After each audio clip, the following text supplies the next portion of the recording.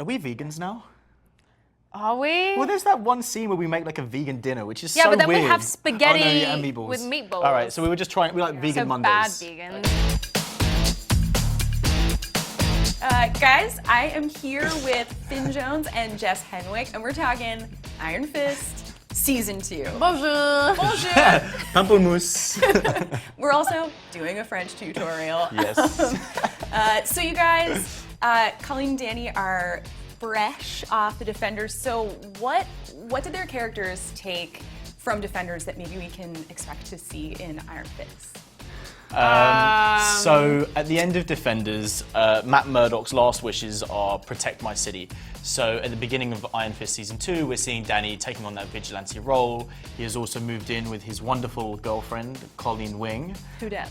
Who dat? Who dis? New phone, who dis? New phone, who dis? And Colleen Wing is in a very different place from Danny. Yeah, at the end of Defenders, Colleen She did a bad thing. chopped the head off her surrogate father. Yeah. So at the She ain't top feeling of, too good. at the top of Season 2, I think that she's going through a bit of an identity crisis. She has removed everything from her life that reminds her of the Hand, which means she shut down her dojo, she stopped teaching, she stopped fighting, she's not going to the club anymore. She put a kitchen in there, some mid-century furniture. She put a kitchen in, and she spends her time doing volunteer work. So she's, having a little bit of an identity crisis. When we find herself. Yeah. Trying to find herself, no more club. Okay. So it seems like Danny can control his chi a little bit easier, but maybe not himself. Yeah, I'd say that's a fair analysis. So the power is coming a lot easier to Danny, and he's a lot more confident in it. He's feeling really powerful, and he likes the feeling of that power. And obviously he's got this purpose, so he's really driven by that. But at the same time, he's not taking. He's not stopping to see about all the destruction that he's creating around him. You know, like going out every night, you know, taking down these criminals, like it's having a negative effect on his relationship, on his health, his well-being. Danny's in that situation when we first see him. So yeah, you guys, your characters are living together now. Are there any challenges that are gonna crop up? Anything? He accidentally shrunk one of Colleen's dresses. I mean, I didn't know you can't put it in the dryer. you gotta read the tag. I didn't know there were tags on clothes. 100% coton. Yeah, that's a challenge. Like me staying out all night is a challenge. Like coming home in the morning with blood all over me, like pretty tweaked out from like not going to sleep is a challenge. And Colleen, I think her challenge is literally trying to force her. She's trying to be this perfect girlfriend, or what she thinks a perfect girlfriend is, and she's not the kind of person who can just keep staying at home and waiting for him to come back from his excursion. Are we vegans now?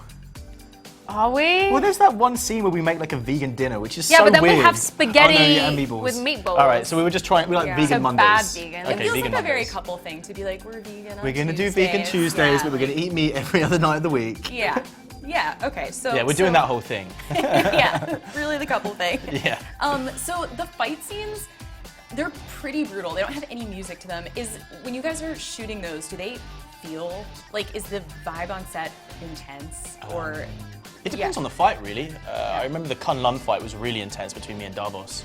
But what are your fights like? Sometimes they're pretty fun. It's a mixture. it's a mixture. Some of the fights are really fun. Others are definitely pretty intense. We have a fight in the latter half of the series, and we were both quite stressed. Yeah, but that was because it was cold and it was at night. It cold depends and on the environment as well. Like if it's a daytime and you're inside, Everything kept like, breaking. Everything that we kept trying to use was wrong. Yeah, but it turned out really good, that fight. I can't remember. It's all a blur. Yeah. I thought that we finished filming 6 months ago. Apparently, it's only been 3 months. Whoa.